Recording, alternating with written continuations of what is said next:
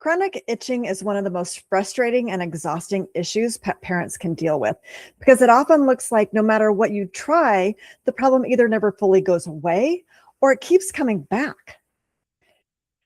Maybe it starts with licking paws, then ear infections, then scratching or skin flare-ups. Then you find yourself switching foods, trying shampoos, changing treats, using medications, adding supplements, trying everything, and your poor dog is still struggling. One of the hardest parts is that many pet parents start feeling like they're failing because they're trying so hard to help, but nothing seems to bring lasting relief and the issue never fully resolves. Sometimes the treatments you're trying help temporarily, sometimes symptoms calm down for a while, maybe weeks, even months, but then they return. Welcome to Why Your Dog is Still Itching, Better Support Strategies Most Natural Protocols and Approaches Overlook. I'm Sten, certified pet therapeutic nutrition coach and owner of Thrive Naturally Pet Wellness, where we provide nutrition-first wellness support for pet parents seeking answers. Thank you so much for being here. This webinar is for pet parents struggling with chronic or recurring itching and skin flare-ups, and you feel frustrated because the issue never fully goes away or keeps coming back despite trying everything: treatments, food, supplements, and prescriptions. In this video, I'm going to talk about the most common root causes of chronic itching and some surprising and often overlooked contributors. I'll talk about why symptoms-based approachings may miss bigger issues, the importance of nutritional support. I'll provide you with some practical nutritional strategies and targeted nutritional support resources to take the guesswork out of where to start. And finally, provide you with guidance on what to watch for and how to track progress. If you have any questions, please send them in the comments and I'll do my very best to answer them all. All right, let's jump in. First, root causes, the usual suspects and some that might surprise you. One of the biggest mindset shifts I try to help parents make is understand that chronic itching is usually just not one simple thing. In many cases, there are multiple layers contributing to why the body stays stuck in this reactive cycle, and the skin plays a huge role in this. The skin is one of the body's most important protective barriers. It's constantly interacting with the outside world while also reflecting what may be happening internally through inflammation, immune stress, digestion, nutrition, and environmental exposure. So when skin starts struggling, the body is often trying to communicate that something deeper may need support. One of the most common contributors to chronic itching is environmental allergies, things like pollen, dust, mold, and other environmental triggers that sensitive dogs may react to seasonally or maybe even year-round. We also have pest-related triggers like fleas and ticks, where the immune system reacts to the bite itself and creates inflammation and irritation. Prevention plays a huge role there, but honestly, that's an entire workshop on its own. Then we have adverse food reactions. And interestingly, dogs with environmental allergies are also much more likely to have food sensitivities or other inflammatory contributors happening at the same time. And this is where things can begin to get really confusing for pet parents because many dogs aren't necessarily reacting to the food as a whole.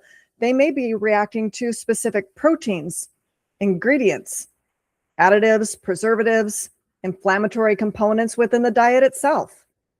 In many food-related reactions, the immune system essentially starts treating something in the food like a threat. When that happens, the body releases histamines and other inflammatory chemicals that can result in itching, licking, redness, inflammation, ear issues, and digestive upset that you see. One important thing to keep in mind is that food sensitivities often happen over time through repeated exposure. That's why some dogs suddenly seem reactive to foods they've eaten for years without obvious issues before. One commonly overlooked contributor is inflammatory fat balance.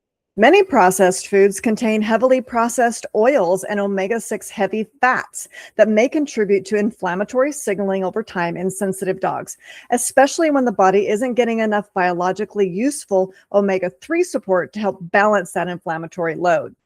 And then here's one of the most overlooked contributors that I see: immune dysregulation.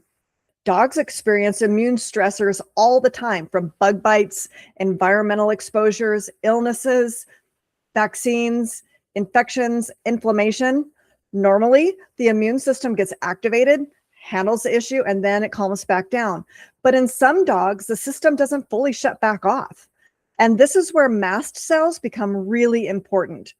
I explain mast cells almost like little alarm bells throughout the skin and immune system. When they get triggered, they release histamines and other inflammatory chemicals designed to protect the body. But sometimes the alarm system gets stuck in the on position. So even after the original trigger is gone, the body can stay trapped in the itch cycle. Simply put, the immune system got pushed, mast cells overreacted, the histamine cycle continued, and the itching never fully resolves. If you're starting to realize that there may be more contributing to your dog's itching than you originally thought, I created a chronic itching root cause guide that walks through some of the most common triggers, inflammatory contributors, ingredient categories, and patterns I look for when evaluating chronic itching and skin issues. Next, we're going to talk about why symptoms-only approaches may miss bigger issues and keep your dog stuck in that itch cycle. To help illustrate why symptoms-only approaches may miss bigger issues at play, I want to tell you a story about a pet parent I recently worked with whose dog developed persistent itching and inflammation. At first, the symptoms seems pretty straightforward: itching, skin irritation, inflammation, discomfort. And like many pet parents, they started trying all the usual things to treat the symptoms. They tried different foods, different supplements. She tried topical treatments, tried calming the flare-ups as they happened. Some things helped. The omega-3s she was trying helped a little. The quercetin she was trying helped a little, but the itching never fully resolved. The body seemed stuck in this reactive state. As we were going through the full nutritional assessment and I was researching possible diet, environmental, or pest triggers, then the parent shared something really important. All of this started after a major immune event. That's when I really started digging deeper into the full picture. I went through everything: the dog's food, treats, supplements, environmental and pest exposures, really trying to identify whether there was an obvious trigger or inflammatory contributor that had been overlooked. And honestly, everything largely checked out. And when it did, that led me to ask more questions about those recent immune events. When she confirmed that there had been one, that changed the lens for me completely. Because at that point, it no longer looked like we were dealing with a simple food sensitivity alone, or environmental triggers, or bug bites. It looked more like the immune system had become stuck in a chronically reactive state, almost like the body's internal alarm system had been triggered but never fully shut off. So instead of focusing only on what's causing the itching, we shifted. The body still thinks there's a threat. How do we help the body feel safe enough to stop overreacting? And that influenced the nutritional strategy significantly. The goal was no longer just suppressing the itching symptoms. The goal became supporting the skin barrier, calming the mast cell activity, reducing the inflammatory burden, supporting the immune regulation, helping calm the histamine signaling, and interrupting that chronic inflammatory pattern the body seemed to be stuck in. Because sometimes the body isn't reacting necessarily because there's still a major threat. Sometimes the immune system is simply behaving as though there still is. And when that happens, part of the strategy becomes helping support and regulate the system enough that the body can finally stop sounding that alarm system all the time. That's really the focus of my practice, helping pet parents better understand the full picture of what the symptoms are trying to communicate so that we can better support the system that is being challenged, not just the symptom. If you're feeling stuck trying to connect the dots for your own dog or cat, I created a simple "Tell me about your pet" questionnaire where you can share what's been going on, what symptoms you're seeing, what you've already tried, and the patterns you're noticing. Sometimes having another set of eyes looking at the full picture can help make all the difference. Third, we're going to talk about the importance of nutritional management and support in addressing skin disease. One of the biggest mind shift changes I try to help pet parents make is understanding that what's happening at the skin level may not be happening just because of something that's happening outside of the body. The skin is one of the body's most important protective barriers. And when the skin starts struggling, the body often is telling us that something deeper needs support. And this is where nutrition becomes incredibly important because the body can only build healthy skin, regulate inflammation, support immune function, and recover from chronic inflammatory stress using the nutritional building blocks it's being given on a consistent basis. So when I work with dogs struggling with chronic itching or inflammatory skin issues, the nutritional strategy is really focused around a few major goals. Number one, strengthening the skin barrier. Number two, helping to calm that inflammation. Number three, supporting immune balance. And four, reducing the triggers that are in the environment, in the food, and elsewhere that are placing on the body. Because we're not just trying to stop the itching, we're trying to support a healthier, more resilient system overall. This is where food quality really matters. For example, protein is an incredibly important building block, important for skin and coat health, because the body relies on amino acids to repair tissue and maintain the skin barrier. Curious, how many of you out there have ever chosen a food based mostly on the protein percentage on the bag? Fats are another huge piece of the puzzle, especially omega fatty acids. Omega-3s can play an important role in helping support skin health, inflammation balance, and overall immune regulation. But one important thing many pet parents don't realize is that not all fat sources support the body equally. Many processed pet foods contain heavily processed seed oils or omega-6 heavy fats that may contribute to inflammatory signaling over time, especially in already sensitive or reactive dogs. And while many foods technically contain omega-3s on the label, the source and quality of those fats matter a lot. And that's why I typically look for more biologically useful marine-based omega sources like salmon, sardine, anchovy, or krill oil rather than relying on highly processed plant oils alone. And then we also have important micronutrients like zinc, vitamin A and E, antioxidant compounds, and other nutrients that help support the skin repair, the immune function, coat quality, and that healthy inflammatory regulation. With so much conflicting information online, it's no wonder pet parents feel overwhelmed trying to figure out what food is actually healthy. Trying to sort through foods, supplements, and ingredient quality can feel incredibly overwhelming. That's why I've pre-researched and put together a collection of nutritional support options just to help simplify the research process for you. There's a link in this video description to that. This is a really big part of what I help people do. I research ingredients, I evaluate the overall inflammatory picture, I review the food quality, and I help pet parents understand what may or may not be supporting their dog's body effectively. Because nutrition is never just, does this food meet the minimum requirements? The better question is this food helping to support the issues that my dog is currently struggling with? Honestly, that one shift in perspective can help you change how you evaluate your pet's food going forward. And because reading those pet food labels can feel incredibly overwhelming, I created a simple, printable dog food decoder guide that walks through some of the biggest things I personally look for when evaluating foods for inflammatory skin issues, ingredient quality, and overall nutritional support. In this next segment, we're going to talk about those practical strategies and resources to take the guesswork out of where to start. At this point, you may be wondering, okay, where do I even start? Understandably, at this point, you've already tried a lot of things, if not everything.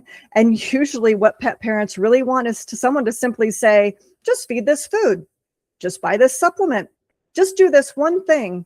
Honestly, I wish it was that simple. A lot of pets and their parents could find relief a lot faster. But what I found is that chronic itching is often less about finding one product and more about understanding how to support the bigger picture of what may be keeping the body stuck in that reactive state. The good news is this: there is a better way. Not just stopping the itching, but reducing the overall burden and supporting the systems that are struggling naturally. When looking at chronic skin issues, I look at everything from the overall diet and ingredient quality and exposures, including treats, chews, and everything else they like to eat. Believe me, this question uncovers a lot of crazy things, to the feeding structure, the environmental stressors that might exist, gut health, what immune events, if any, may have kicked off things in the first place. Sometimes it's not one singular, obvious thing. Sometimes it's multiple smaller things quietly contributing to a body that never settles back down. And rather than adding this or changing this, sometimes it's about simplifying and creating a targeted support protocol that's aimed at stabilizing those mast cells and that histamine activity, giving the skin direct support, calming inflammation, resetting that immune signaling, and identifying and reducing those ongoing triggers and inflammatory inputs. Another pet parent I recently worked with had a dog who was struggling with both chronic itching and recurring UTIs. She had already tried multiple foods. She'd added supplements. She'd even transitioned to a raw, whole prey diet because she genuinely thought that she was doing the absolute healthiest thing for her dog. She was trying incredibly hard. But when I stepped back and I looked at the full picture, not just the itching itself and not just the urinary issues, some important patterns started emerging. Her dog had a very high level of nutritional complexity happening all at once. Multiple proteins, multiple supplements, organ meats, overlapping nutrients, and a lot of inflammatory stress already happening in the body.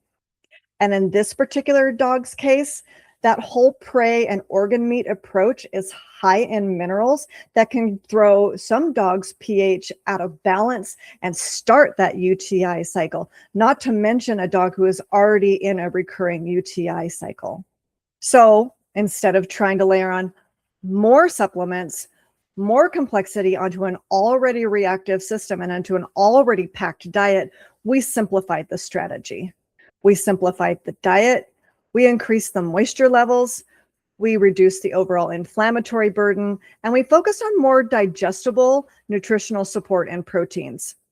And within a couple weeks, the body became less reactive internally. The itching also started to improve alongside the urinary issues, confirming my suspicion that the itching wasn't happening in isolation. The body was dealing with multiple layers of stress all at the same time. That's why I think it's so important for pet parents to understand that nutritional management is rarely just switch to this food or add this supplement. Again, it's about stepping back, taking the time, looking at the full picture, reducing unnecessary inflammatory stress, and supporting the body in a more systemic way. Because sometimes small overlooked details are the exact thing keeping the body stuck in that reactive cycle. If you're feeling overwhelmed trying to connect all these pieces for your own dog, I created a short questionnaire to help guide you through how to think about your dog's challenges more holistically, from food and the environment exposures to symptoms, patterns, and possible inflammatory contributors. Sometimes just having a framework and a thought partner like me can help you start seeing the bigger picture more clearly. If you'd like, after you fill out the questionnaire, I'd be happy to take a quick look and give you some of my initial thoughts on what I think might be contributing to your dog's health challenges and what things might be worth digging a little deeper into. Finally, we're going to talk about tracking progress and what to watch for as the body starts regulating. You might be asking yourself now, how will I actually know if my dog is actually getting better? One of the biggest mistakes when trying to improve chronic itching issues is only watching for whether the scratching completely stops. And yes, of course we want less itching, but healing and regulation often happens in layers, not overnight. That means that progress often starts showing up in smaller health signals first. Maybe the itching episodes become less intense. Maybe flare-ups don't last as long. Maybe the paws are less red. Maybe the ears stay calmer longer in between flare-ups. Maybe the licking decreases from constant to occasional. Maybe the coat starts looking a little shinier. Maybe digestion improves alongside the skin issues. Maybe your pet simply seems more comfortable in their own body. Those are all important signals that the body may be heading in the right direction. But because we're supporting the body nutritionally and foundationally, we're looking for overall improvement in resilience and regulation, not just symptom suppression. One thing I really encourage people to understand is that progress with chronic inflammatory issues like skin disease is rarely perfectly linear. There still may be occasional flare-ups. There may be environmental triggers. There may be stressful periods when the symptoms temporarily increase. That doesn't automatically mean that the strategy isn't helping. What we're really watching for over time is reduced frequency and intensity, faster recovery in between flare-ups, all of these types of things. And this is why tracking becomes so valuable. Because when you're living with a chronic issue every day, it's easy to miss gradual improvements or not recognize patterns as they emerge. That's why I created a simple progress tracker resource to help you monitor the itching, the paw licking, the ear flare-ups, the food changes, energy levels, sleep quality, overall comfort levels. Sometimes the biggest early wins, it's not perfection, it's even small, noticeable progress. Sometimes it's simply, my pet finally seems more comfortable in his own skin, and that matters. Finally, time to grab those resources. Once again, to help you take the confusion and guesswork out of where to start, all of those supportive resources that I've shown you along the way throughout this video are also available in this video description or the Find Answers page on my website. So you can revisit those and download them at any time. That includes things like the dog food decoder guide, the chronic itching progress tracker, some optional nutritional support resources, and a short questionnaire I mentioned earlier if you'd like help thinking through your dog's situation more holistically. I've already done a lot of the ingredient research and product filtering to help simplify the process a bit and reduce some of that stress and overwhelm you might be feeling as you're thinking about how to tackle this issue for your dog. In closing, I just want to highlight yet again that chronic itching is rarely about the skin alone. The skin is often one of the body's loudest ways of communicating to us that something's not right. And honestly, a lot of loving, dedicated pet parents are struggling with these same cycles of itching and flare-ups, ear infections, etc., even while trying incredibly hard to do the right thing. Sometimes the body simply needs a different support strategy, one that focuses not just on suppressing the symptoms temporarily, but on better supporting the systems underneath them. And while there is rarely one magic solution, there is absolutely a calmer, more thoughtful and systemic approach to how to solve for this issue in your dog. So thank you again for spending your time with me here today, for caring so deeply about your pets, and for being willing to learn more about how nutrition and foundational wellness may play a key role in supporting long-term skin health in your dog. I truly appreciate you being here. Take care of yourselves and give those pets a big hug for me. And I hope everyone tunes in for my next video, Why Flea and Tick Protection is Really an Inside Job.